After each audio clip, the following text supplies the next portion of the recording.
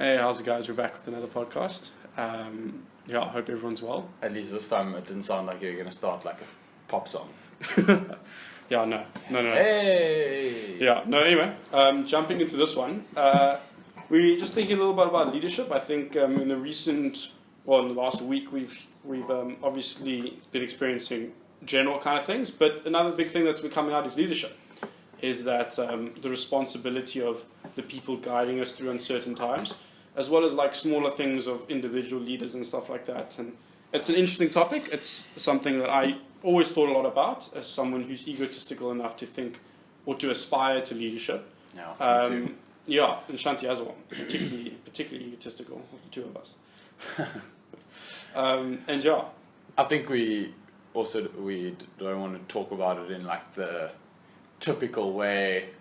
This is not like a self-help episode being like, this is what we see good leadership is and all that cuck, basically. No, go listen to Tony Robbins if you want that. Yeah, I won't, thank you.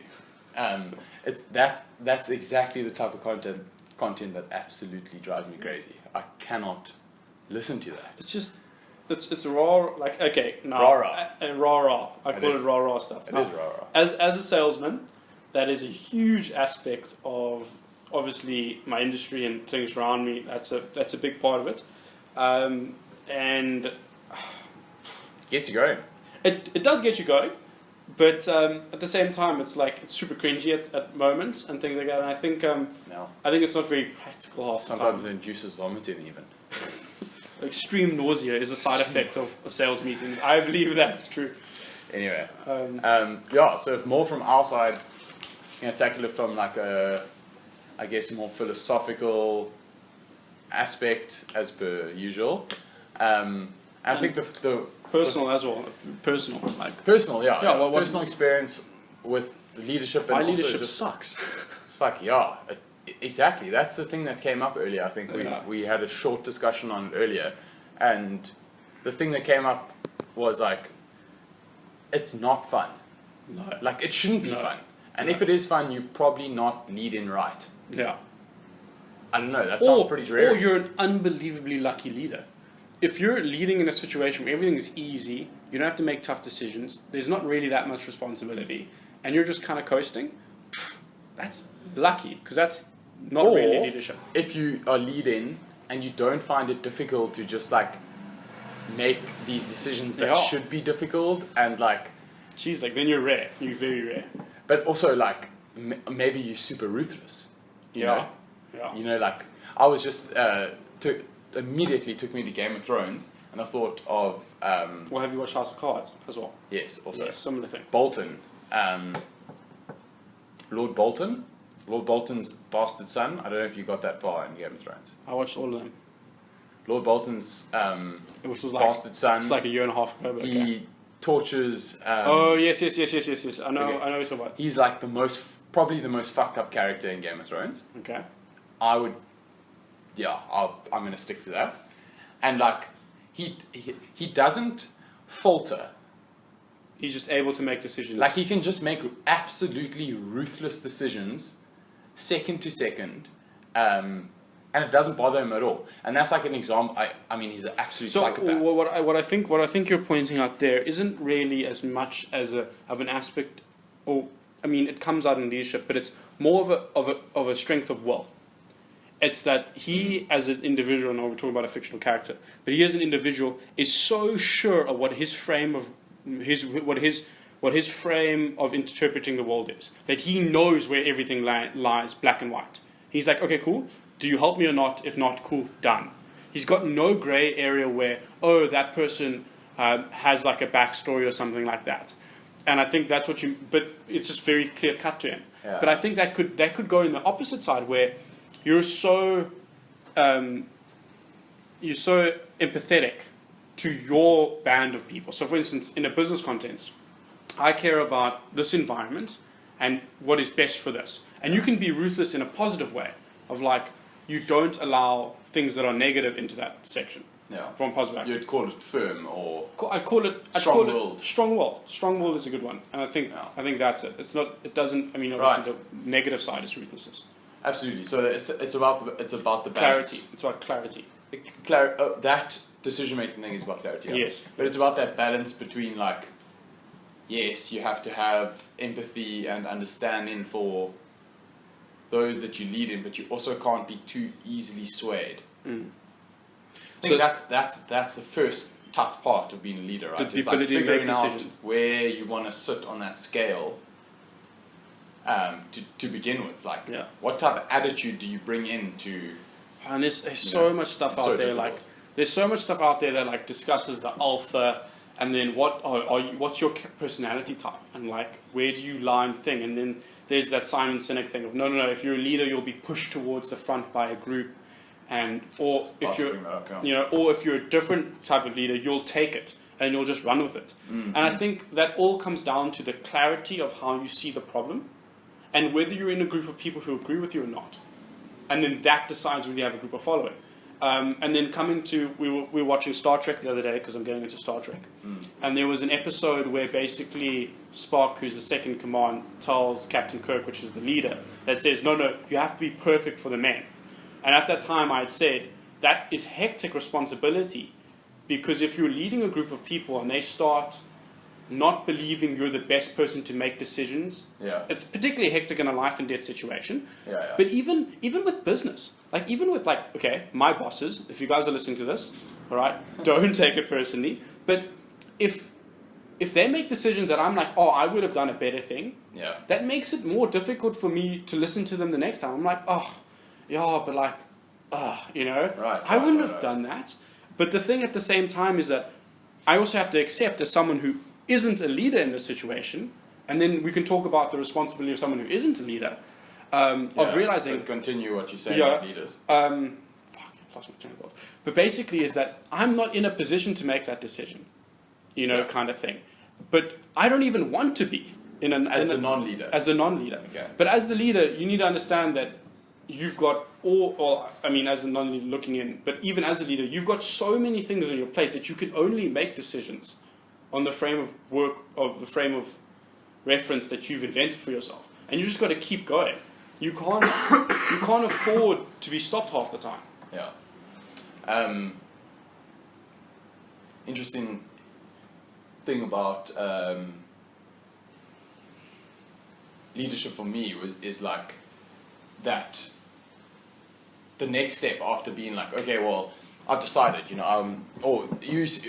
it's not like a decision you take, but like it's something you begin to learn about yourself, even when you're not like in leadership roles. It's like, and it's like you say, like when you criticizing other leaders that you have, you start to like play that back to yourself maybe, and you're like, oh, what would I have done in that situation? What type of decision making do I want to do? What type of attitude do I want to take with like a team of people that I'm leading? Do I want to be the super firm leader? Do I want to be the like super understanding, whatever, and finding that balance? For myself, like I find I come across more harsh than I am inside my head. So the effort from my side is to always try come across more empathetic, maybe, than I feel, because that way it counterbalances the kind of tone and outward language I use. So that's like type of the way I try manage myself in those positions. Whilst like I feel like the firmness and the harshness and the black and white decision making is something that maybe comes naturally to me. So I have to consciously bring in the empathetic understanding, like that moment to take 2 steps back and be like, okay, wait, let's take a look at the situation. And I think that's a key thing as always, that when in leadership, it's why are you in that position? And what is the overall objective? And I think I've been even with me when I have been in positions of leadership, I would, and it was a sign of my own immaturity, would immediately become about me. And how will I lead this group? How will I make this group the best group that I want it to be? And I think that encapsulates the negative aspect of leadership, is that most of the time you're not doing the work if you're a leader. Most of the time, all you're doing is asking other people to do it. Yeah. And getting them to do it the best they can. Delegation and decision making. That's all it is. And because you have the overall picture and you're able to just spin through it. And I think the mistakes I've made in the past, and sometimes the mistakes I see, is that a lot of people are leading to try and get what they are. How am I trying to express this? You understand what I'm trying to say? What you're saying earlier about like providing themselves with like an experience that they want, like more freedom or like prosperity or something, as opposed to like trying to take on more responsibility to push the team or the members that they lead in the right direction, or take them to heights that that group wants to go or should go or whatever it is. Yeah, it's like the reason you have a leader is because you're moving in a direction. Right. All right. And now there's reasons for members of the group to be a part of that group. Yeah. All right. They want to go in the direction you want to go, and either they do or they don't. But having that mindset of the do or the don't is a very difficult mindset, because you can be moving in a direction of, like in a business, financial success, and it becomes very hard to be like, oh, they do and they don't want to be a part of the group. Yeah. You know, so you slightly disagree with the fact that our packaging is red.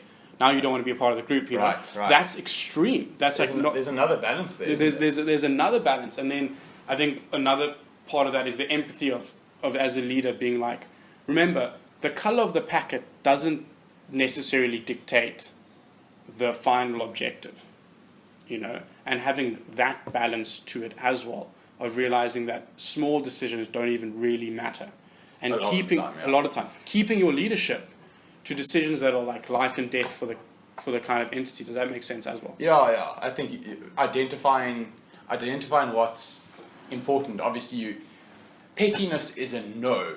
Yeah. Like pettiness is an absolute no in any leadership position. I think that's super important. I'd say like that's, yeah. I think interesting thing coming back to the like inclusion exclusion of members of a group. So like, it's interesting because you like, to a certain extent, when you have a group that you lead in, right, you want everyone to be bought into the idea. No, that's the point. Yeah. You know, you like everyone firstly, they should want to be led by the leader. Yeah. They also should share at least the majority of goals and perspectives with the rest of the group and leadership of the group, right? So I think there is a balance in like, it may get to a certain point where there's a certain individual who disagrees or is unhappy with enough stuff. Where you draw that line, it's very difficult. Where like it has to be posed to that individual, like if you don't want to be a part of this, then like either depending on what scenario you are in life, but like either you're more than welcome to leave type thing. And I found myself using that as a device maybe too often. Like the threat of exclusion. The threat of exclusion. And I wouldn't say it was like an empty threat, because whenever I said that to people, I genuinely meant it. I was like, if you don't buy into the philosophy and the goal of what this group's trying to do, then basically like you shouldn't really be here. You make yourself unhappy because you're not buying into what we're doing, you know? And I think when I said stuff like that, I genuinely meant it. Like, it wasn't like leave, it was like reconsider. Like, are you in line with, do you share the end goal that this group has? And if the answer is yes, then try to reconcile the difficulties you're having in this small moment with the group, you know, like whatever that is. But it's super tricky, and I think a lot of leaders overuse that as a function to basically get rid of naysayers, you know. And when it comes to like a governmental level, you look at like totalitarian regimes or like military regimes where like basically if you say something bad about the government or you over criticize, like you jailed or persecuted or put to death or whatever the situation is. You are excluded socially, like, hectically. So obviously this discussion is definitely bouncing around a lot, but we're talking about leadership in the context that we've both experienced it, because we've neither been in the army, nor have we been in any high government thing, nor have we necessarily been a part of any extremist political party yet. But I remember, so when I was first given a position of leadership, or given as in I tried to move into it, like I was obviously young, and it was very aggressive. I remember my need for the leadership was overpowering, where I was like, no, I will take control of the situation, and I will beat you into submission, until you listen to me, because I know what's best, so shut up and follow me, kind of thing. Right. And looking back at that now, which was maybe 4 years ago, and I'm like, dude, entirely unnecessary. Firstly, because not everyone wanted what I wanted. Yeah. And not everyone needed what I thought they needed. Yeah. Kind of thing. And that's a huge thing. And now, to look back on. And now fast forwarding forward to a person that I always thought leadership was the only thing I was aspiring to. Now I'm 20, and I'm like, I don't even really want it. Yeah. Like, at least not now. Yeah. And there's an aspect of me that I know is always going to be pushing for like decision making, because by nature I like it, which is maybe a good person, a part of a group, to force hard decisions to be made. But I don't even want the responsibility of the reverse side of it, of being making like the wrong decision. Yeah, making the wrong decision, but also just the unending stress of being the leader. Like, you're always, you always got to make these insane. Well, I mean, I'm expressing it like really hectically. It's not always that hectic, but just to be in a position where you have made an organization work basically through your willpower. Yeah. You have gathered a group of people together. You've arranged them in an order. Yeah. You've each given them tasks, and now you're the one providing them with the reward in order for them to keep doing the task. That's exhausting. That is absolutely exhausting. And I can't imagine anything worse.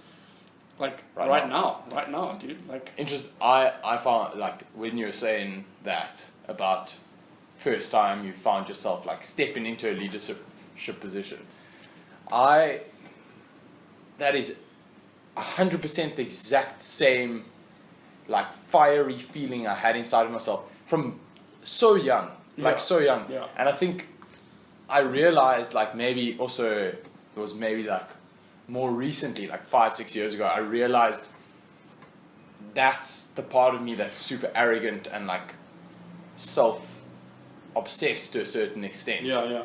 And that aspect of me that's like, there is no one who knows better in this situation than me. And it was an inescapable feeling for me when I was young. Like, I had to, if I was in a cricket team, I had to be the captain. 100%. I had to, and if I wasn't, I was miserable. Yes, 100%. Absolutely But miserable. I'm right, kind of thing. And it carried on all the way through, and like, I think I used to, the intensity of the feeling faded. So I used to actively, and I can say it clearly now, I used to actively remove myself from situations where I wasn't in leadership. Yeah. I'd be like, oh, so no one wants to listen to me? Fine, I'm not listening to anyone. And then I'd walk out, and I remember this so clearly. Problem child. I was such a problem child. And I think it comes back to like that discussion of the force of will. Yeah. Of the clarity between it was so clear in my mind between right and wrong. No, obviously it was my opinion, but it was right, as far as I knew. And that force of will was so strong in me that I would be like, no, And I think the difference between a good leader and leaders that lead, is the fact that they're leading because they forced themselves into that position. Because do you think that's the thing? That there's still people who lead that are so... No, that's what you just said. What you mean? People who are forced into that, they're like, people who don't necessarily want... They're not looking for that feeling we're talking about. They don't have that feeling. But like, when they get pushed into the position, they do a good job. Is that like a thing in the world, do you think? I've seen it. I don't think it's that common, but I've seen... Right. But when it happens. But when it happens, it's good. Like, It happens super well. Where like someone's I've seen it happen. I've seen guys that I'm like, they would never do a good job. Yeah. And all of a sudden, they just have this uncanny ability to just pull people together. Yeah. And I'm like, well, that's leadership. Like, if we took about leadership as moving a group of people in a direction, then yes, most certainly. But do I think what I think of a leader? Everyone is no. Like, you don't. My idea of a leader, of like an autocratic, this, that way, and everyone's rah rah. You're so right. Claps for me. You don't get pushed into that kind of role of leadership, because that's very much a showman's and type. But egotistical. Is egotistical, like myself. But my point is that there is definitely an aspect of leadership that just falls onto people. I don't think it's romantic as romantic as like as the forms and stuff. I think there's definitely a lot of propaganda. That's an important thing to explore now. Is like and try to find those examples, because I think it's an interesting thing. It's a cliche, definitely, and I think it's a cliche because it's a contradiction to the majority of leaders we see in the world. So it's a cliche we find refreshing, and maybe it's a cliche we find accurate as well. Is that thing of like the best type of leaders are leaders that I don't think want they're to the be best leaders. Type of leaders, because if you don't really want to be a leader, you're never really going to make any massive development. But I'm measuring leadership now as in support, as in they don't actively campaign out leadership. Yeah, it's the weird thing. I think this. It's type like of social example, buy-in. It's more social in this conversation. It's social buy-in. But this type of example, don't you find in our history at least in European history, but in all type of like feudal history, where we had kings and queens, emperors and empresses. It was like when it's a family business leadership, you'll find that almost more often, if that makes sense. Whereas in a liberal society where there's like supposed freedom and this and that, and it's a free society, democratic, you elect leaders are supposedly elected, this and that, then the person has to campaign to a certain extent. It doesn't matter what level of governance you're on. Has to have intention. There has to be intention behind that person leading. So you're immediately filtering out those people. It's an interesting thing. But if you look back on like feudal states and systems, when it's a family business or whatnot, or it's like you'll find the successor. It may be that the person who's supposed to step into the leadership role is someone who they know that they will lead, but they've never sought it. They've never sought the power. They've even shied away from the power. You find examples of that, and it'd be interesting to look at history and just see like how many of those leaders were perceived as good, and that type of thing. I think we see less and less of it in the modern world. What, people being just stumbling into leadership roles? Yeah, because I think we have a very hierarchical structure with most things. Like everything, we assume that there should be a structure that someone should stand on top of something, kind of thing. All roles should be taken. But also, no, the reason I think we don't have it is because of social freedoms and democracy. Because of democracy, we don't have it. So we live in a society where we trust democracy. We like, okay, we all want to play a part in electing our leaders. As a result, the people who stand are the ones who are like, firstly back themselves. That's number one requirement. Yeah, that's just another thing. Like, how do you think that you're more right than other people, especially on that kind of scale? Like, I would think I'm more right than most people in a room of 10. Yeah, but give me like 100,000, I'm probably not right in a group of 100,000. Okay, well, my delusions of grandeur are far greater than yours. Jeez, exactly. I told you the more egotistical one out of both of us. I am. Look, it's a serious thing. I am working through it. That doesn't mean I won't be some sort of political dictator one day, but I am working through the egotistical part of it, and like, I don't want to be a leader because it makes me the most important person. That to me is not right. You want to be However, I know that sits inside of me, so I want to try work out that feeling of needing to be the most important, because I think that's an undesirable trait as someone who's going to lead, as opposed to like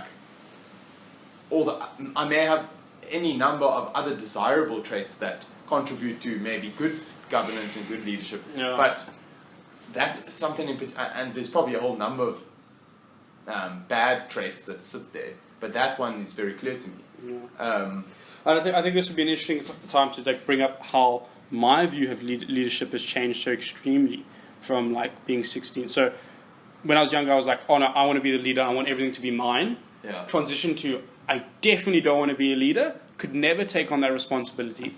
To position now where I'm like, I could potentially see myself as a leader, not because I want the attention, but because I know I could deal with the negative ramifications of leadership. Right. In the sense of, I know how my leadership is going to look in the next 8 to 15 years if I ever get into a position, is that it's going to be entirely based on a team. Is that I know my ability to make good decisions is going to be entirely related to the people who I can bounce ideas off of around to prevent my biases from affecting my leadership role. Because I know I have that autocratic side to me that is so hectically right and wrong, but I know I need someone else to be like, hey, I know you think what you're saying is right now, but you need to consider these facts. Yeah. A buffering system. Right. And I think that is going to be, that's my transition of, it's leadership has changed from a singularity to like a collective. Yeah. In the sense of to make me accountable for the power I have in the system that I have it, because I know that I could use the power negatively. Like I'm very sure that, let's say I start up a business, things are moving in my direction, all right, suddenly I get some success, I'm having enough success to believe I'm right, all right, but I'm also only an individual, and so I know that there's going to need to be fail-safes in order to prevent me from going full. So, everything you just said about the type of leadership position that you now can see as something that interests you speaks to structures we've put in place in the last, it is 300 years, but let's say it's become much more common more recently with the emergence of more democratic societies and whatever, is committee leadership. Yeah. Right. The point of a committee leadership is checks and fail-safes. Yeah. But the thing is, I also hate bureaucracy, so there would be an aspect to it. There would be an aspect to it where I would make the final decision. As you have more, you see, that's the thing, is like, as you move from like autocracy towards like single party committee control, your bureaucracy goes up. And then as you move to like multiple party coercion, so like in South Africa, for example, very democratic political system, you have like there's no limit on the number of parties that can sit in parliament. Theoretically, there's a limit on the seats, yes, but it's not limited. So you could have any number of denomination of people with different ideas, all sitting in this massive committee, right? And there's a chairperson, and already it's chaos. No. Like it's and all of them are like all over the world. But the thing is, this is the thing. Emotionally, that's what I want. But I'm also quite sure that I'm going to get to a place where I'm just going to be able to make decisions instantaneously, and I just the thing about it like this is like I don't need to be right. It's particularly in a business environment. Yeah. Most of what I'm discussing is a business environment. Shanti is discussing political environments mostly, but most of the decisions I'm making is in a business environment.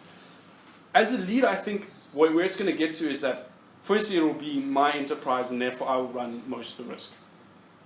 All right, that's the assumption I make as a business owner / business leader in this thing. All right. If that is the case, then I need to get into a position where I can make so many decisions instantaneously, all the time. All the time, just constantly. And I only need to be right 52% of the time. And if I can get to a place where I'm making 300 decisions a day and I'm right 52% of the time, then at the end of it, my net win to net loss ratio will be enough to hold over. I don't agree with that. I think think so? I think you're thinking about decision making statistically, which is the opposite of the nature of decision making.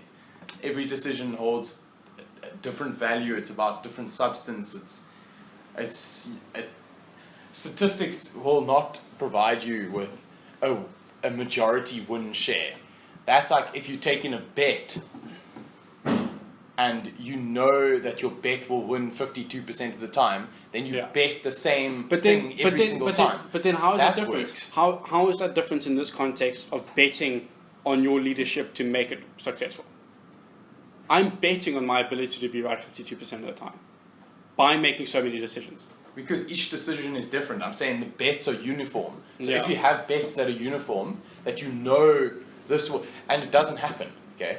That's the nature of gambling, is you don't know, generally, unless it's fixed. Yeah. But if you have a fixed horse race and you know that this outcome wins 52% of the time, then you can do that every time.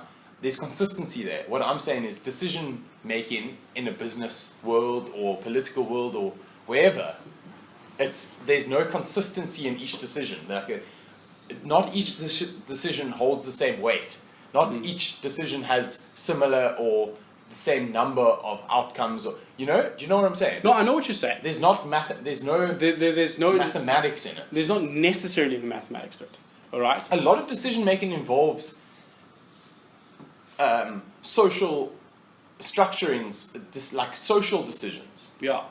And it's incalculable. So, but then, if we're talking about decision making in a social structure where can Sally sit here even though it's going to make Greg upset? All right. Right. In that situation, there's so many variables of yes, but I'll take Greg out for dinner a day later. Maybe he's just having a bad day, so he's upset for 20 minutes, but he'll get over it in 3 hours. So I'm just going to make that decision to fix that problem right then and there. Kind of thing. And you can spend so much time picking apart the many different variables that could make up the social situation of the 15 people in the office, And but now you're going back to willpower. You're being like, I'm going to be like that leader who's like, listen, Greg, sit the fuck down. And he's like, oh, and he sits down grumpily. Yeah. And you're like, I'll deal with this later. Yeah. You go to him at the end of it, listen, Greg, I'm sorry I had to do that. Yeah. It's just something that comes with being a leader. I'm sure you'll understand. I'm going to take you out for lunch tomorrow, and we'll have a beer over it. Tell me what the issue is with Sally. Actually, air it out to me. I won't. It'll be confidential, and then you work it out like that. That's got nothing to do with you being right 52% of the time. That's got to do with your social ability to handle that's decisions. But that's the decision making. I call that decision. I'm not talking about budget and necessarily marketing money and stuff like that. Then obviously the committee. But now you're just backing your ability. It's got nothing to do with being 52% of the time. So now we're right coming back to the decision. So then I guess we answer it. Is that I am entirely egotistical, and it will dissolve to an autocratic system where I make the decisions and I go with what best I feel. Glad we were able to get there. But you brought up a really good point about leadership. I think that's massive, especially in outside of governance. So not non-political, committees, whether it's some business committee or some board or it's a school board or a sports club or whatever it is. It's your people skills are huge. And it's because people don't actually give a fuck. Greg doesn't actually care that he doesn't like Sally. He just wants someone to care that he just wants someone to care that he feels that he's injustice. He wants someone to think about the fact that his life is hard, which is so true. Okay. Which is so true. This is the he thing. will get over you. But now this is the thing. So now, for instance, my desk got moved. So this is a particularly offensive topic to me. There we go. So Greg and Sally are real people. Greg and Sally. I got moved. I moved myself to an air-conditioned part of the office and I was so pleased about this. Oh, you moved yourself? Moved myself because we were moving desks around. Everyone said pick your own desk. I was like sick. I'm picking my own desk. got an air conditioning thing. Stoked about it. Absolutely happy about it. Cool. Super busy. Someone else sits at my desk.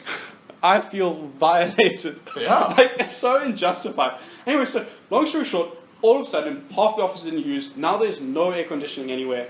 Okay? Now I'm even more upset. And then I'm like thinking like, I'm so, oh my word, this company doesn't care about me. I am so offended by everything here. Honestly, where's my letter of resignation? I am done because my chair got moved.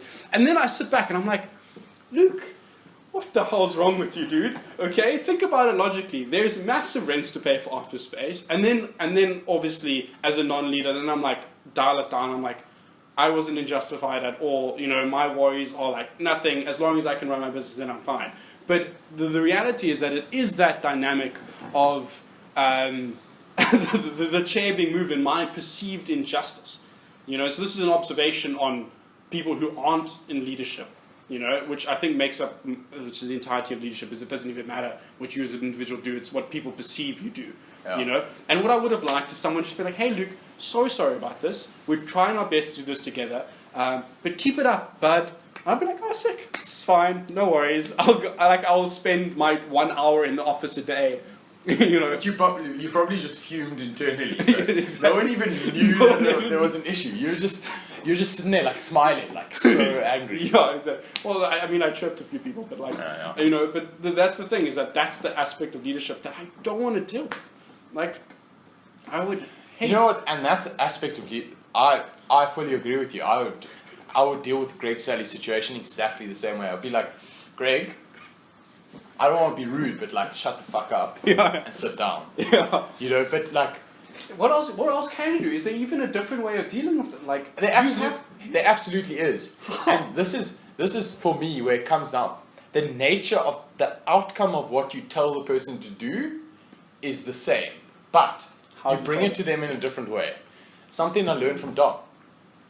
I hope Dom's listening to this podcast. Dom is the master of bringing things across in a digestible way. Yeah. So like neither Dom of which we're both good at. We're not good at this. Help me in practical situations where I needed to tell people to do things, and he'd be like, "Okay, but like, why don't you just like come at it from this angle?" And I was like, that never crossed my mind, not once. Yeah. I was going full on aggression, gun to the head. Yeah. But it's super important to be able to be like. It's knowing when to apply pressure. Yeah, when to use force and when to not use force. Like, exactly. Sometimes you don't need to use force at all. You need to use understanding or empathy. Yeah. But force is just like, I was going to say it's natural, but it comes naturally to some people to be more forceful. It's the force of all thing as well. Yeah. Like, when you have a strong force of will, it doesn't even matter. It's like, dude, it doesn't matter what you think. Sally needs to sit there, but get over it and move on. Yeah. You know? And then Greg's going to fume for 6 months, and then he's going to be angry, and then one other injustice will happen, and he'll resign, and he'll take off the company with it. You know? Basically, when you're saying, like, shut up and sit down, what you're saying is, what you find is so important right now is just so unimportant. And that may be the truth, but why say it? Yeah. You know? Exactly. I think that's just coming back to this leadership thing, is like how that's one of the difficult things. Like, when is it? You know, people exist that are good at this, hey, which fascinates me. What, like dealing with situations? Dealing with situations like this. Absolutely. It's unbelievable. Like, you know, like I could, like this comes back to the committee thing that I meant, is that I know that I could never deal with this kind of thing. And I have so much empathy for leaders that in my life where I'm like, dude, you dealt with the situation terribly. And I'm fuming right now, but I get it. Like, it's hard. Like, I don't want to be doing what you're doing. If I was doing it, I'd probably do it differently. But at the same time, I don't have the responsibilities you're dealing with, so I'm not going to judge, you know? Yeah. But that's the thing, is that it is unbelievably difficult. And how do you juggle, you know, people's emotions and people's desires that they don't tell you about? And, you know, I could never deal with a team of more than like 3 people.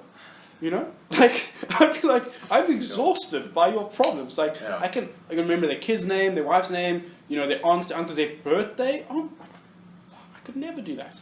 Exhausted. No, she said I don't remember that for good friends of mine. Exactly. But this is the thing, is that, you know, being a good leader is about managing people, you know, managing people's needs and wants. Yeah. It is actually interesting. You have to manage people's needs and wants in a way that pushes the group towards whatever goal you're trying to achieve. Yeah. And I think that would probably be my form of leadership. I would sit someone down and say, listen, you're joining my group, my company, my business, whatever. It's like, we both have needs and wants. Can we just talk about it now? You know, and let's have that conversation right now. This is Sarah. She's going to make you feel great about everything. All right? I'm going to tell you to sit where you need to sit. Sarah will make you feel okay about it. If you have issues, go to Sarah. If you have issues, go to Sarah. I want you to know I care. Yeah. But I also have my own needs and wants. And like, I don't want us to like, you know, and then have that kind of conversation, because I think that's invaluable as well, is knowing where you stand in that situation. And being and open about not getting promises that aren't kept. That's important, but being open about the role you play. So you may be the leader, but like you also stand as a person and play a specific role, and you may be delegating other roles to other people in your team, right? So it's important for people to know what role you play. Yeah. And I think that's a good point, maybe to kind of bring us to the end, is that's exactly the type of thing I think is a great strategy. Like, as you enter in with either a new team or a new person joining the team, is to be like, okay, what do you want out of this experience? Yeah. And you just make sure that what they want aligns enough with the rest of the group. Yeah. You know? But that in that meeting, don't like make things up. Like, don't make promises. Yeah. Don't make promises, because like we're gonna make you 500,000 rand. Oh, that's like oh man, like I can't imagine what, as someone who, like, you know, it sucks. Don't make promises, you know. Like, leadership should be just purely honest. It should be purely buy-in. It's like, listen, we both want to get you together. You know, I don't want this to be a propaganda conversation. I want us to just get through this together. You know, and at the end of the day, my signature's on the document that holds us all together. And if you dislike it, just don't agree to the document, kind of thing. You know, it's simple. Like, you know, it comes down to the end of the day. It's like, you've got to buy in. You know? Yeah, you do need some sort of buy-in.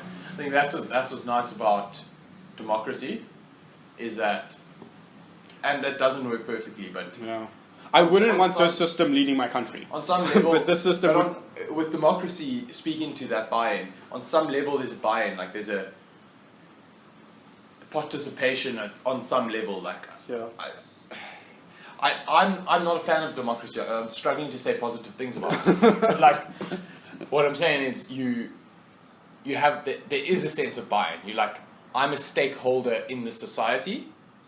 It matters, and the decision matters to me. There's a part of this decision that I have a say in. Yeah. You know, I think that's it. Buy-in is super important. But just also understanding how much ability to make that decision you have. Yeah. You know? It's pretty low in the democracy, and as well as in business, unless you're a stakeholder. But it gets lower though. Yeah. But I think that in general, we've kind of circled a lot of things, but I guess that's kind of how we feel about leadership in general.